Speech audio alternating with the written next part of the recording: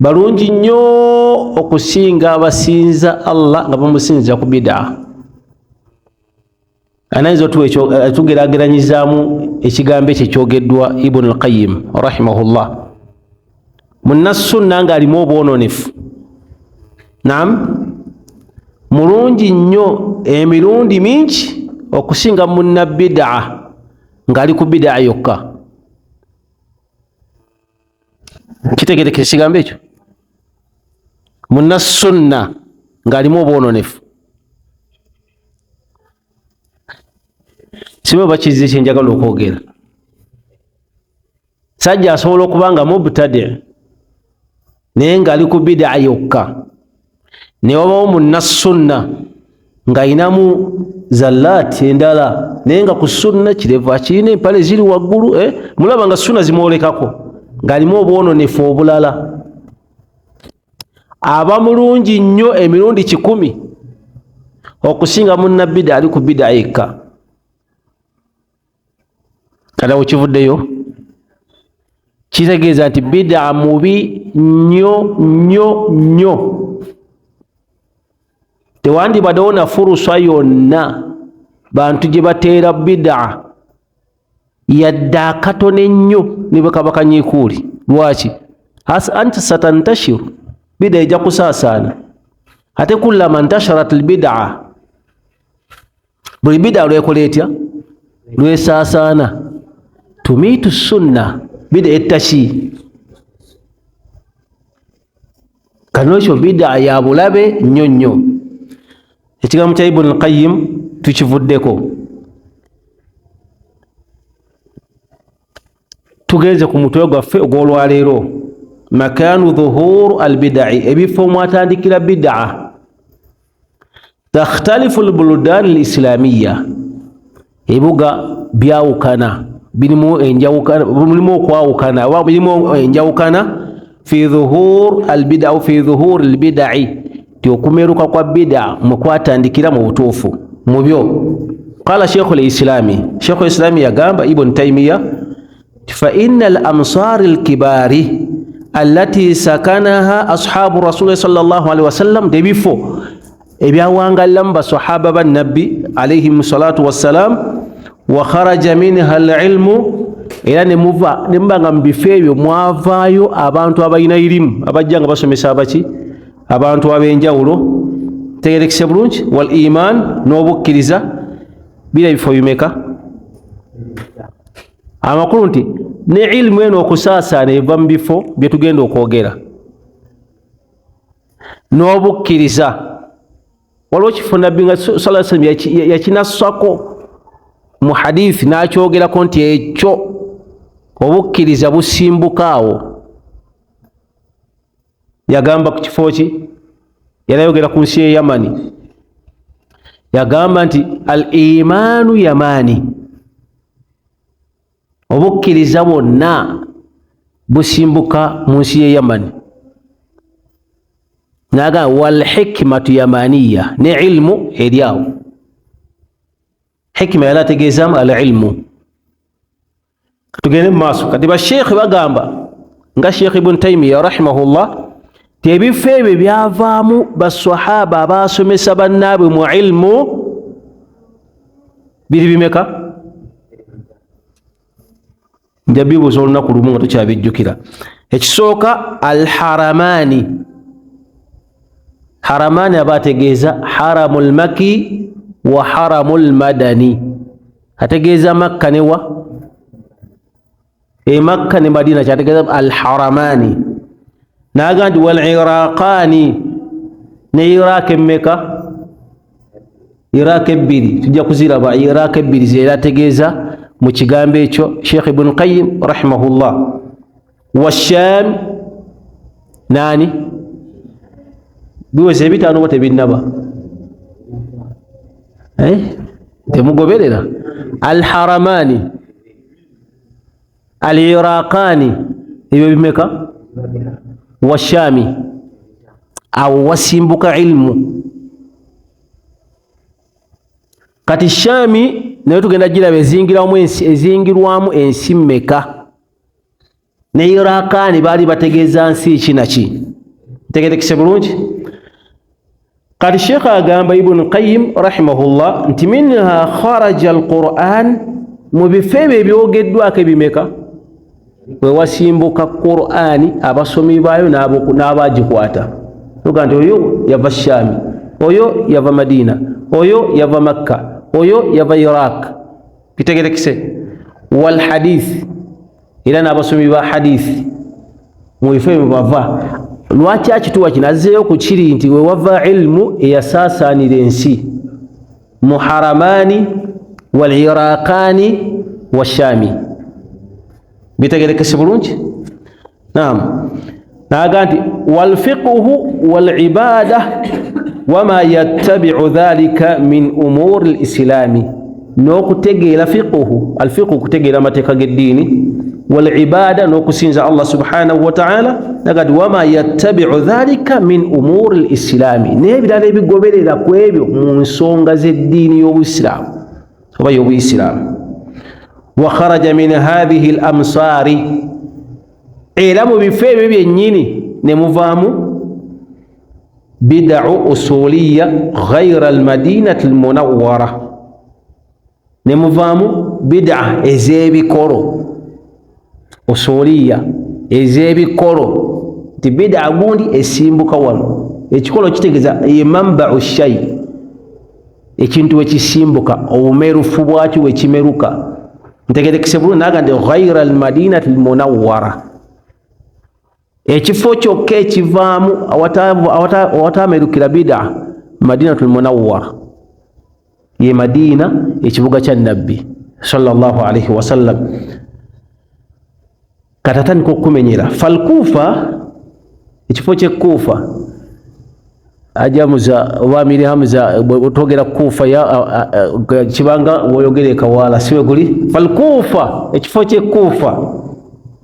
Kharaja minha at-tashayyu', yebaba Shia. Kufa kiri luddawa mu Iraq, yebaba Shia. Kharaja minha at-tashayyu', kyaga Iraqani, era nikyo okumenyera Iraqani. Kati mu Iraq mulimu ekifo kye bayita al-Kufa, watandikira abashia.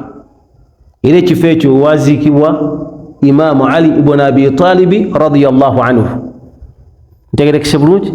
Kati abashia bo benasaba ku Ali ibn Abi Talib, maa dhalika Ali lam yakun mubtadi'i, Ali tiyabeera ko munaki munabid'a wala shia yadomuki wala tahazzub, nti oba yalina hizbu mwe yali akola atya. Wa innama kana khalifatu min khulafa'i nabi sallallahu alayhi wa sallam, yali khalifa mu bakhalifa bani ban nabbi alayhi salatu wassalam. Abameka bakhulafa bali bameka? Asooka, owokubiri, owokusatu Uthmani, owokuna ya Ali. Kati Ali yasembayo. Ali yajja markaz al-khilafa, yajijja e Madina najitwala e Kufa. Lwaki ajitwala e Kufa? Likathrati ansarihi hunaka, wali wasinga abawagizi be abali bawagira Ali. Jukira bali batandise okukola ki? Okumulwanyisa. Ntegereka bulungi. Kakati wantakala al-markaz al-khilafa headquarters ez'obwa khalifa nazikwata nazijjulula nazitwala Kufa.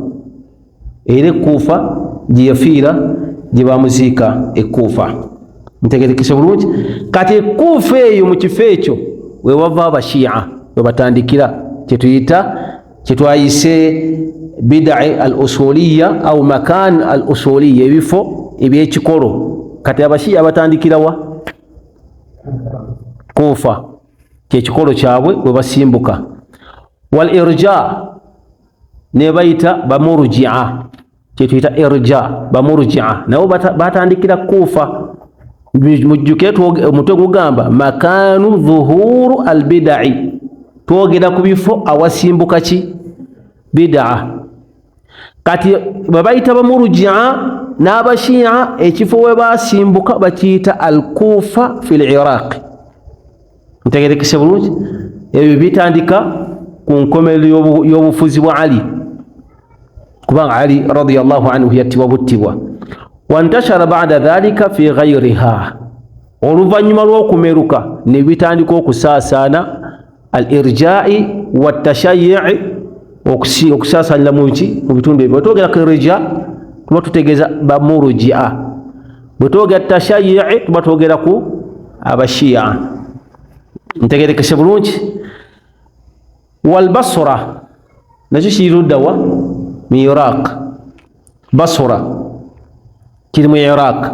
Kharaja minha al-qadar, bwe tuyita baqadari tubayita beba al-qadariyya, twabogerako emabega. Al-qadariyya bo batandikira mu kifo kye bayita al-Basra, nakyo kiri ludda wa Iraq. Wal i'tizal, i'tizal be bayita ba mu'tazila. Ebyo nno by'efiraqu ezaamerukawo nga zizuula mu ddiini olwaliro weeziri, era waliwo ziina n'abaki n'abagoberezi. Mulaga ffe tuli bashiya, naye abasinga obutakyeyita be bashiya, bo abashiya bo beeyita basiraamu, naye ebikolwa byabwe bwe bibateeka mu bashiya n'okunyonyola abantu okusinziira ku kikolwa kino na kino yaba mushiya. Ekimu ku byo, omushiya atasobola kusaalira wantu swala okuggyako ng'ataddewo akayinja kwagenda okuvunnama, kubanga ettaka lyonna baliyita nagisi, okuggyako obuyinja obwo kwe bavunnama babubawa buwi buba bwava ku ttaka ekkuufa. Ate tayinza kumala gakateekawo kubanga balina gundi yaabwe, kaida yaabwe eya tukuya kuba kwekweka. Asobola okukolaga nti wano nkikozerwa naakola ntya, naye bw'atuuka wali opening ng'ateekawo akayinja ke ng'asaala. Ntegereka bulungi.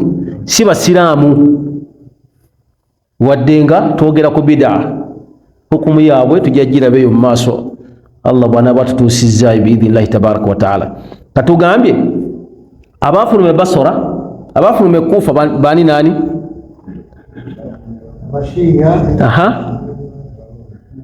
Bamurji'a. Abafulumye ku Basora ani naani? Al-Qadariyya wal Mu'tazila. Ntegerekese bulungi. Naga nti wanusk al-fasid, n'okuba nti enkola yaabwe ya Abaqadariyya ne ba Mu'tazila yakyononefu. Qadariyya bategeeza ki? Abantu olwo kisobola okukubeeramu omutima wano noga nti nze tambulira kukugeera kwani, si kikyamu, naye waliwo asobola okubanga yeenasaba kukugeera kwa Allah naabanga talina nakyawadde yeetaaga ngekyo ng'omuntu okulwala naga nti Allah waba yagera ndi nja kufa era nja kufa, ne bwe nnejjanjaba era nja kufa. Hatha jahalun, obuba butamanya, kubanga fe tuteekawo asbab ebisigadde ntubirekerani hatta wa fi rizq. Kati bo Baqadariyya yeetebye tebimukwatako, yaga nti Allah yantonda mu nsi nga ndi wakulya era ebyokulya alina obikola atya? Kati nze kantuule bibirijja bwebiba tebizze, kyetuyinza okugjayo nga Qadariyya ne ba Mu'tazila bafaanagana bwe batyo. Wallahu ta'ala alam. Naga nti wantashara ba'da dhalika fi ghayriha, nabo okuva mu kifo ky'e Basra basaasaana. Tutegedde ebinja bibiri ebyasimbuka e Basra. Naam, al-Qadariyya wal Mu'tazila. Naam, tugenze wa Shami. Kati Iraqani ziwedde. Iraqani tuyinamu Basra wa tugenze ku Shami. Wa Shami kana biha النصب والقدر. أما التنجم فإنما ظهر في ناحية خراسان وهو شر البدع. kati wanatubuuliddewo Eshami ti Shami namwo qadari yenu yotandise okuntashara okusaasana naye nga amambatu yayo ensibuko yayo Basra thumma ntashara ba'da dhalik vayuma nesaasana netuuka ne Shami. Shami mulimu ani?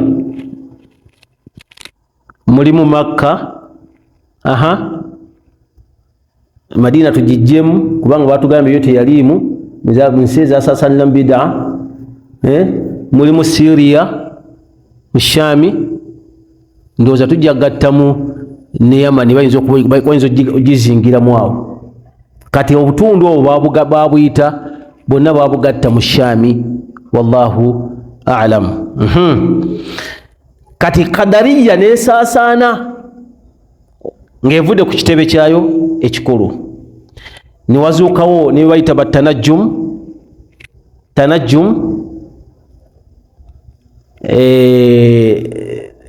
Abeeraguza neki n'emmunyenye. Kati olubida nzeyongeddemu n'obulogo, abeeraguza n'emmunyenye. Naam. Najja wakana dhuhu naam tanajjum, tuli ku kigambo tanajjum. Fa innama dhahara fi nahiyati Khurasani wa huwa sharru albid'i. Eyo bid'a kanganga kitegeeza ki? Enene bayina ziri. Kati ne batuuka n'okweraguza ne bin najimi, kibayita tanajjum, n'okweraguza okw'emmunyenye. Era abantu bangi n'abalaguzi waffe bano betulina bakozesa emmunyenye,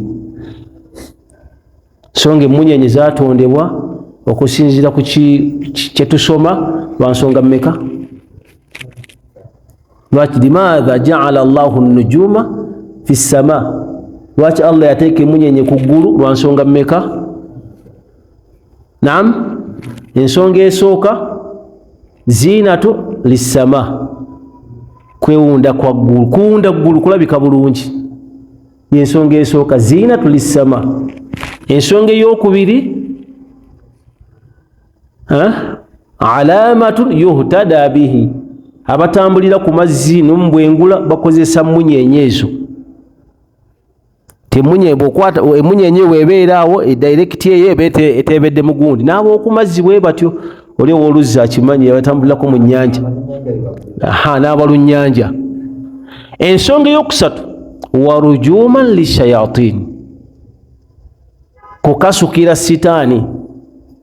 Zitya? Kuba sitaani nezepanga paka ku ggulu nga zigenze kukola ki? Yastariquna sam'a, zigenze kubba kwebyo Allah byagenda okuyisa ebigenda okukola mu nsi, imma hadhihi layla au nahar, ekiro ekyo oba emiki. Kakati zisobola okubba bakiyita istiraqu sam'u. N'omuntu singa ateeka okutu ku ddirisa ly'omuntu nga ali munda tamanyi nti waliwo amulumika, kyebayita okulumika. Obusiraamu bwakigaanira ddala okulumika omuntu oba okulumika, si kuno okwokusala. Ekyo bakiyita okusala, abantu bakiyita hijama. Hijama obusiraamu bugikubiriza, era at least omuntu mubuwangazi bwe yandikozeyo hijama omulundi gutya, kale mubuwangazi bwe bwonna at least nga bakolewo hijama omulundi gumu kikubirizibwa nnyo. Ntegerekese bulungi. Naye sitaani zino zikola istiraqu sam'u ne zibba. Kati Allah tabaraka wa ta'ala alagira zikasukirwe emmunyenye eyo oba ekitawuliro ekyo, ffe kye tuyita kibonoomu. Ntero kiraba eba munyenye eyo ng'ekasukiddwa sitaani olw'okubba ebyo Allah byaba agenda okuyisa. Era emirundi egisinga zijja nakyo ne zikiteeka mu balogo ne zikisaasaanya. Bwe zimala okukisaasaanya n'otuuka ew'omulogo oba omusamize oba omusawo gwe muyita ow'ekinnansi ng'amawulire go gye gali.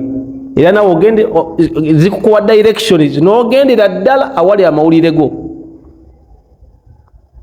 n'akulengerera eri si gwe Mustapha abeera egindi.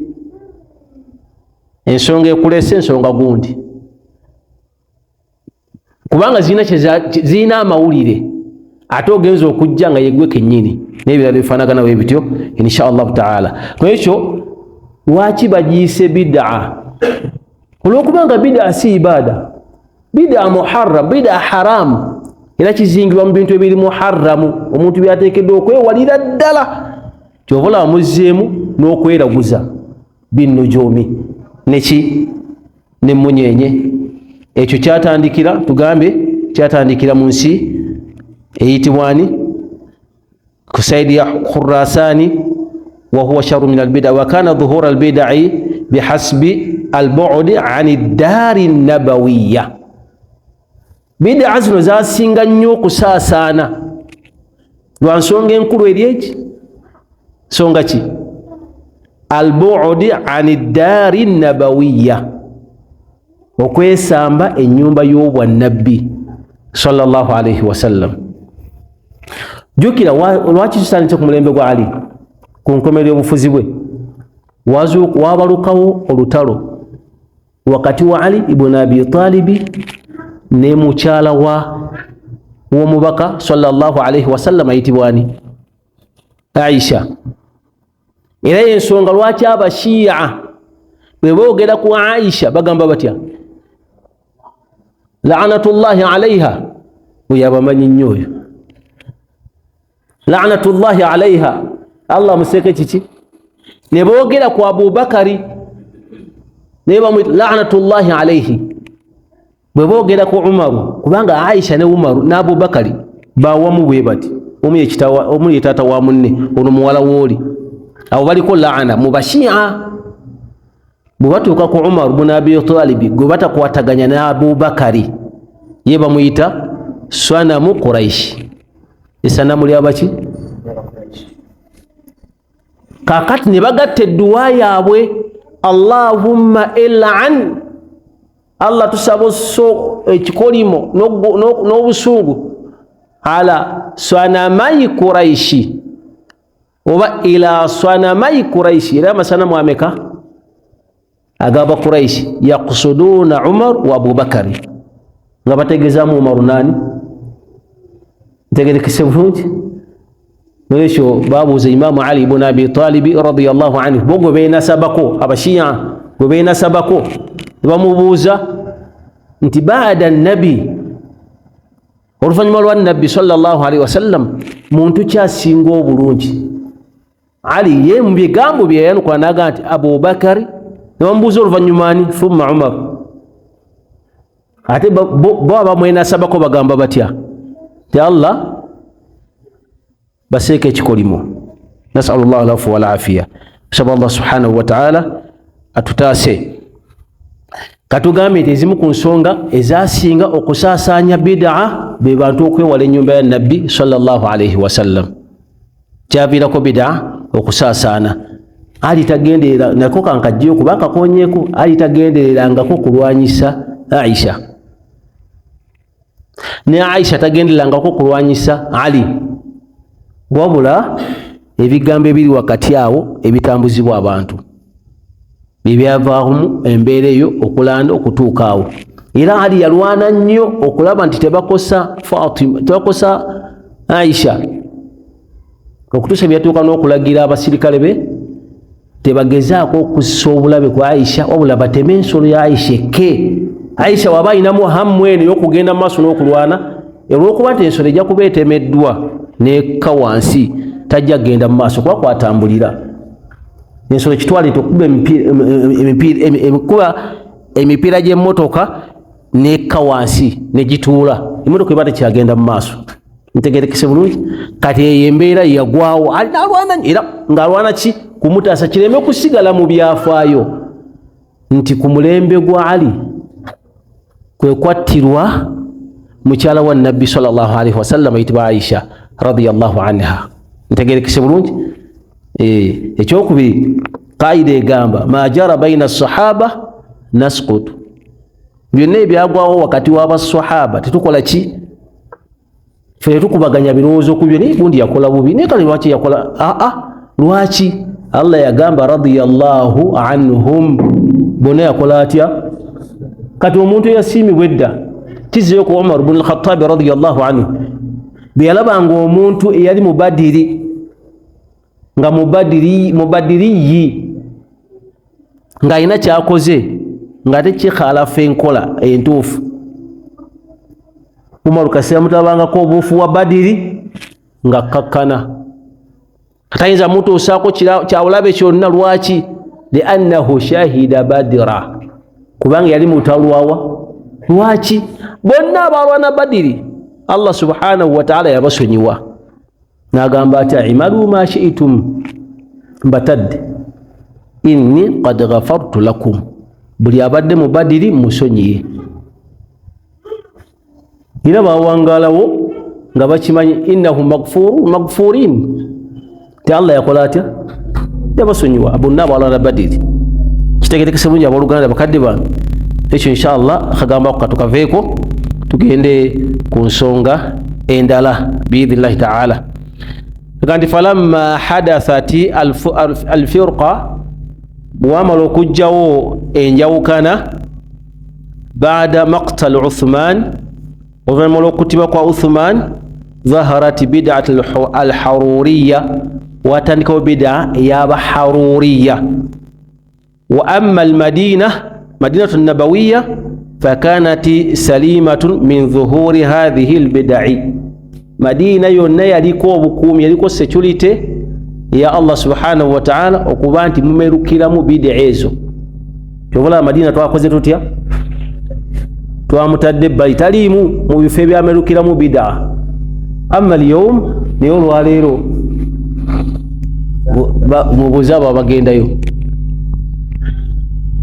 kuba ntannamala bbanga ddene ng'avuddeyo, naye mubuuze nti kyekiri e Madina. Madina yali terimu bid'a yadde neki. Amma al-yawm, nasallallahu alaihi wa lafiya, na wano omuntu omusanga ng'akutta akalaadi wooti noyagala okukamusuuza, excuse gyayinza okukuwa esooka, kano koolaba bakanzijira ku haramu e Makka, kubanga amiri akimanyi nti ku lubalaza wa haramu awo mu lujja mwe wabutunda. Kati omuntu hujja gyateekawo kukagulawa, gw'ozanyisa akalaadi ke baguze e Makka, omanyi obuzito bwako ng'alaba kakizito wannyo, kubanga bakajja mu lujja lwa haramu e Makka. Kakati tugambye nti Madina yaliko security yo, teyali mu bid'a ezo, wadde nga oluvannyuma lw'okufa kwa Uthmani, tukwogereko katono, bid'a zitandika. Umar ibn Khattab radiyallahu anhu bwamala omufumita ne eswala neggwa, bwaba bamufumitira mu swala, era asaza swala ki? Gwe galubindi, era asaza swala ki? Swala ya subuhi. Ne bamufumita n'agwa wansi ng'enkola bweri nti imamu aba abadde atusaaza n'afuna obuzibu amuli emabega. Kakati awo ekyobulabe ekibeera awo mu layini zaffe Uganda nti ye buli muntu asimba awo. Kati imamu agenda kufuna obuzibu nga gwe ogenda okuddayo olyokolaba obuzibu obugenda okutuukako. Siramu gwe bwatuukako ye bwamuwa bwisubuhi naye yasaaza abantu, yasooka n'alema ne bamulemerako. Imamu tiyagwa bugwa, yakeerwa bukeereyi kujja mu swala, n'agamba bisimillah n'agiyingiramu olw'okuba abasiraamu bamulemeddeko. Naye yagamba nti yasoma nga ye kennyini tawulira byasoma, n'asaasira bakola atya. Naye annyumiza bwe tusinkana mu tawuni onaga nti sheekhe kati abawalimu nayongedde obbawa ekitiibwa, kubanga ekyanguddeko ku subuhi olwaleero Allah yasinga okumanya, nasomye nga nze kennyini siwulira byensoma naye nsaasira bensaazizza. Simanyi byenjogerako biwulikika, awulidde bulungi. Akati embeere Umaru wamala okugwa, eswala bweggwa, wayingiro yasaaza, eswala bweggwa ne bamusitula ne bamutwala eka.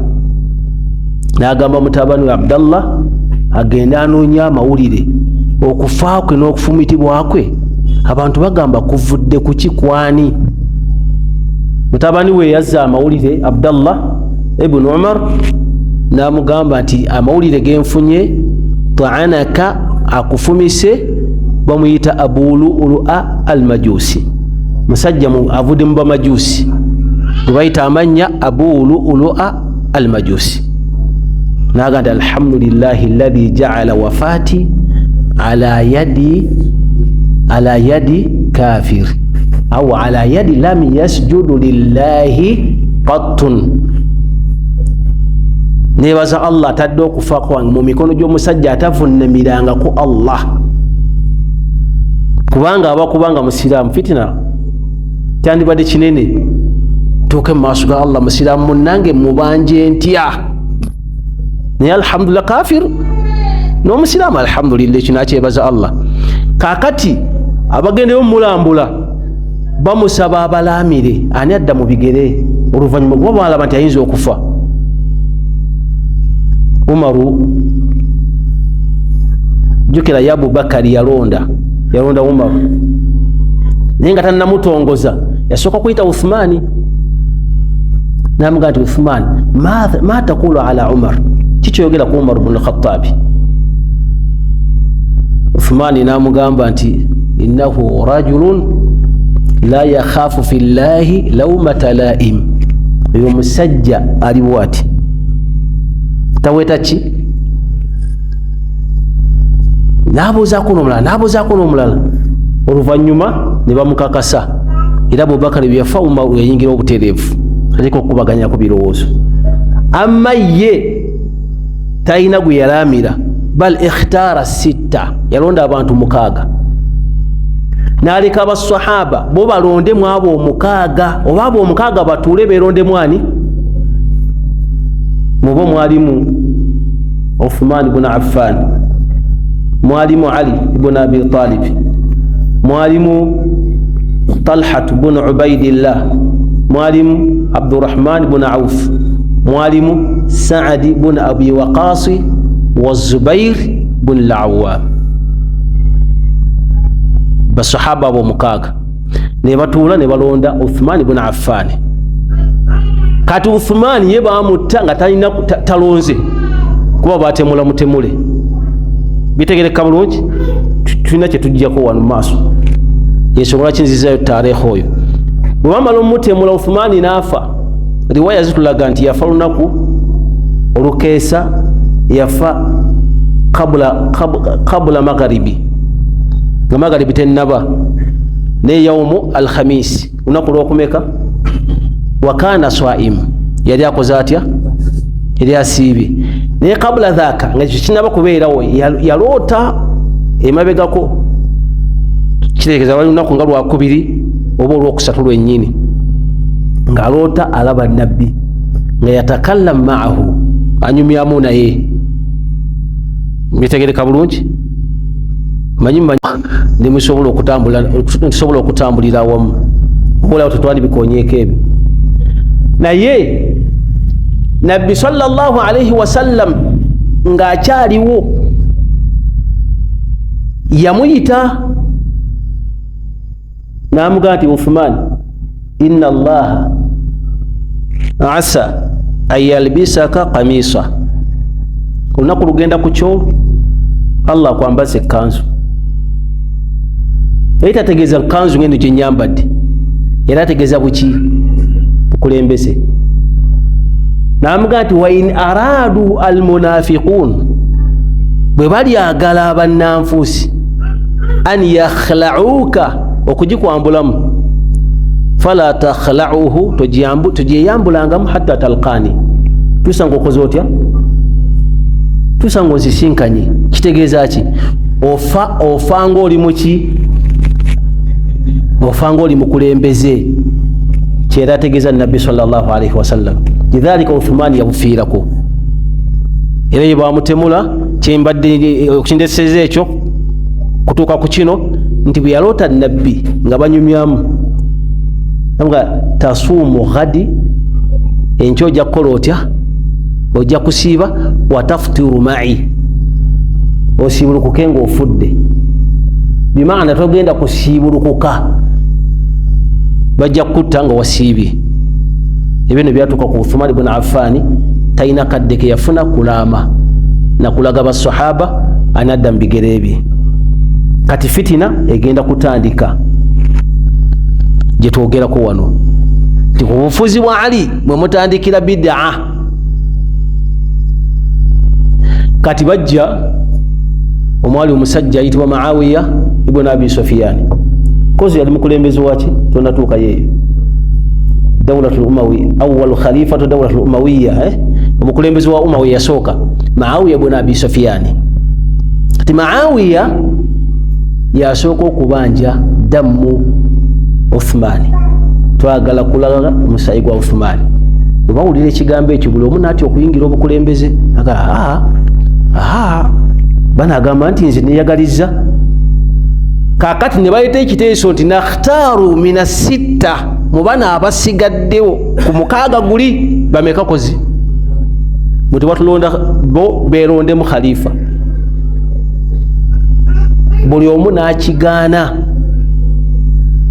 Fitina z'obusiraamu zaakatandika oba zaatandika dda? Kikyolabaawo nti zigenda kuggwawo, nti tugenda kukya lunaku mu nnaku ti obusiraamu masha Allah temulimu nkayana yadde naaka, nga butambula bulungi masha Allah, nga tekigenda kubaawo. Kitegerekese bulungi? Egyo myaka emeka mulowooza? Kakati bonna bwe bamala okugaana, bonna bakoze batya? Kyebava baleeta ekiteeso nti tubateeke mu kasenga aka tubatte, fitina eveewo.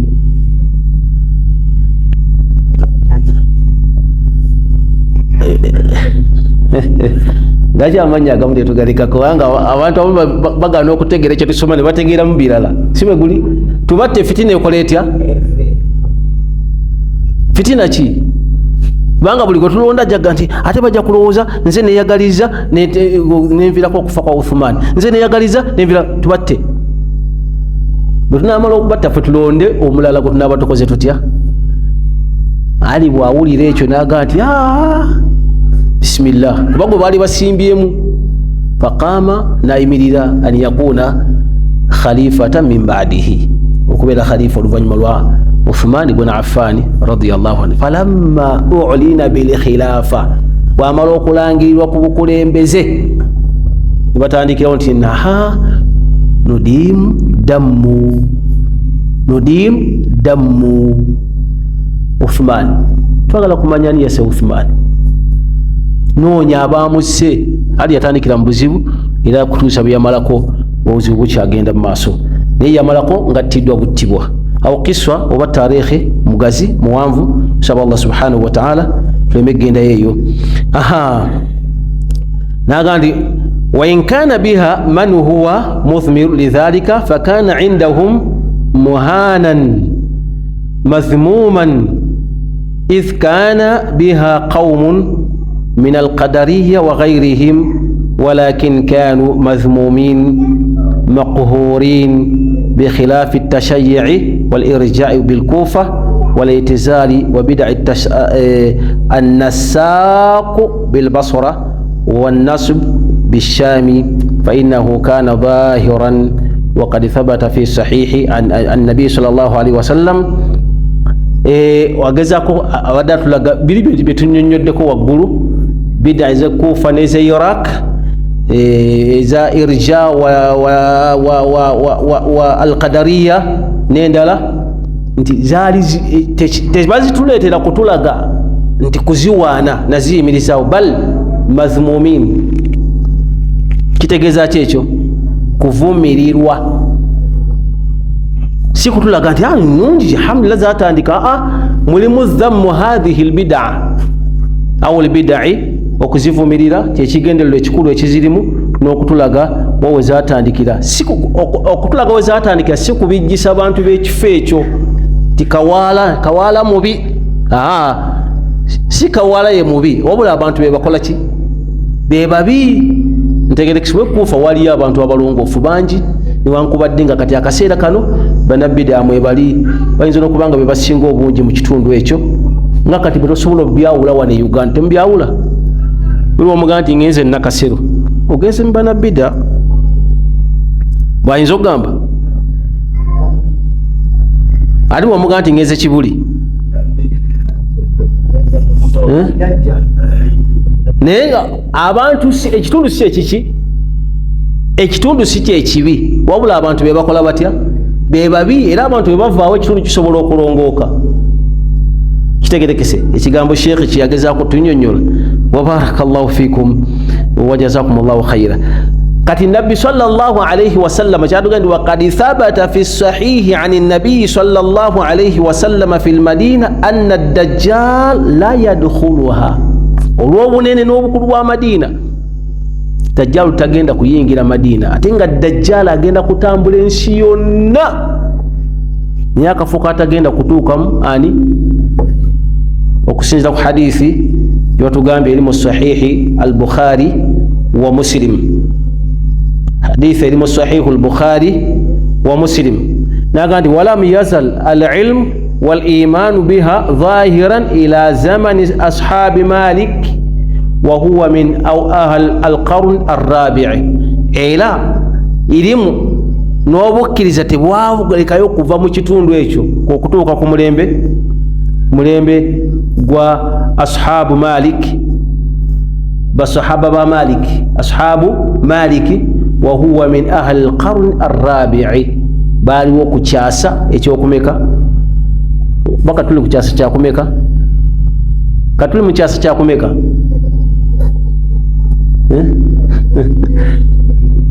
ati kyasa kirimu emyaka 10, tuli ku kyasa kyakumeka 10 tuli mu mwaka 10,245 sibe guli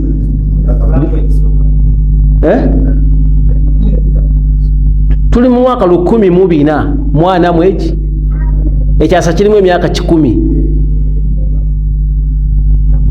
kakati emyaka 10 gibamu ebyasa bimeka? Emyaka 4 gibamu ebyasa bimeka?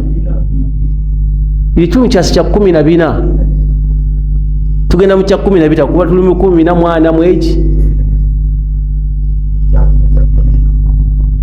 atu kyetugendamu. Ekye 15 kyakatambulako emyaka 4 kati waliwo ayina essuubi nti naye kyajja kimalako atuuke ne mu kyasa ekirala. Kitegeeza ebulayo emyaka 65 emanya 55 ekyasa kino kikole kitya? Tutandike 15,000. Ntegerekese bulungi. Kati emyaka 55 ogisuubira ogiwangala okwongera ku egyo gy'olina omaleko ekyasa. Aga nti ekyo kyaliwo. Walam yazal al-ilmu wal imanu biha zahiran. Ilimu ne imani tebyalekayo kweyoleka mu kifo wa Madina ila zaman ashabu Maliki, okutuuka ku mulembe gwa ba Maliki, wa huwa min ahli al-qarni ar-rabi'i, be baliwo mu kyasa ekyokumeka. Fa amma al-usur al-thalatha al-mufaddala falam yakun fiha bil madinati an-nabawiyya bid'atun zahira batta. Bino ebyasa ebisatu ebyakulembera nga kino ekyamaliki ekyogeddwako ekyokuna tekinnatuuka, temwalimu yadde akanyiikuuli yadde akasuka bid'a batta yadde. Ntegerekese bulungi. N'agamba ekyokubiri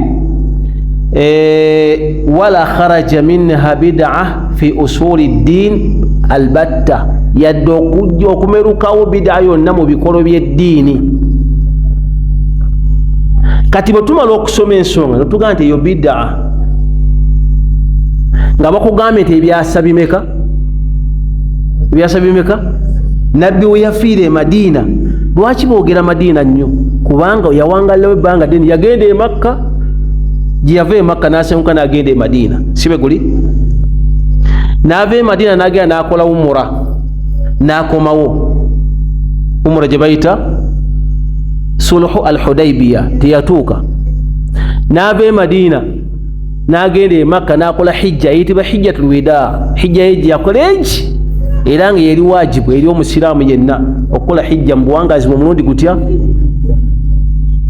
N'akomawo e Madiina n'awangalira e Madiina n'afa. Kati ebyasa bisatu nga tewaliwo bid'a yadde n'eki. Ne tusoma mu bitabo nti okukuza amazaalibwa ga Nabbi sallallahu alayhi wa sallam bid'a teyakikolako. nogati mu Musaga temwagala nabbi emyaka 10 ebyo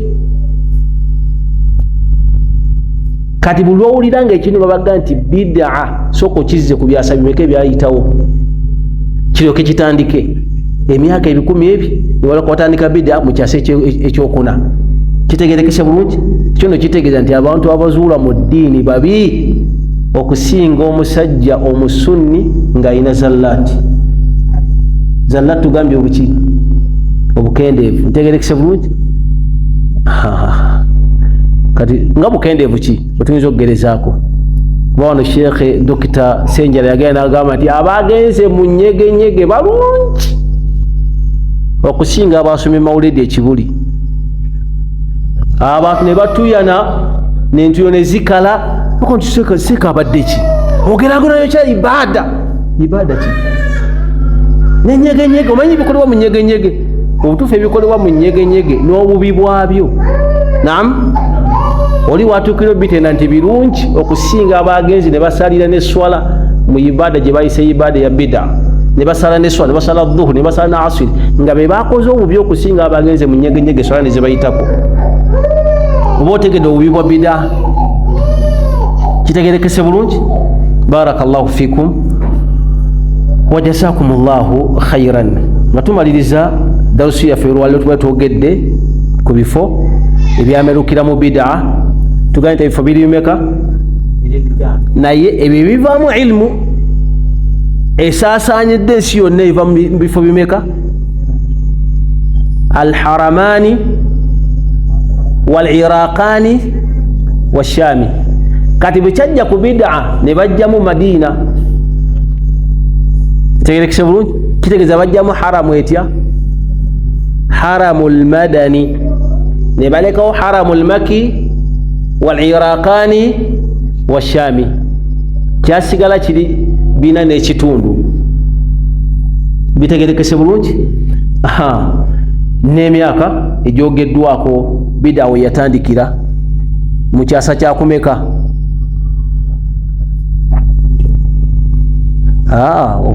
ekyasa ekyokuna kutandikira Madina okuyingira mu Madina mu kyasa kyakumeka naye yatandika dda nga ne Ali akyaliwo Ali tebaweza myaka 10 abo bonna bakhalifa abana tebafugira myaka 10 n'ekyasa tekyawera Abubakar yafugira emyaka emeka 2 n'emyezi 6 Umaru emyaka 10 n'emyezi emeka n'emyezi 3 Uthmani Uthmani hapana Uthmani yafuge Umaru yasinga okufugira emyaka emingi Uthmani ne Ali bafugira mitonotono Uthmani myaka emeka bwa kamala ebibuuzo ebyo twabyogerako gwera dini ogenda kukola ebibuuzo omwaka guno ate bya thana oyo sojo omusajja wa thanawi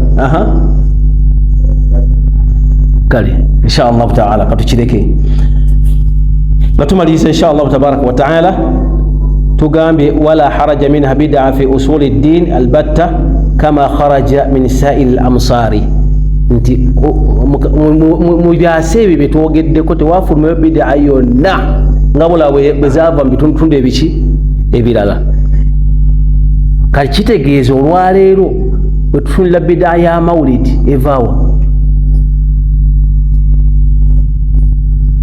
abamu bagamba Misiri abalala bajja gamba Sudani abalala Sudani gyekakasa obulungi gye bayita ya buruda eva Sudani awo abamu temwagirabako buruda era boogera ku buruda abamu temukimanyi si bwe guli buruda kyeki buruda kuba kukyala ebeerawo lunaku lwakuna buli wiiki era abamu ahanga ekyajjuma abamu bagisoma wano mu Kampala yasigala mmengaawo era buli lwakuna ebeerawo omuzikito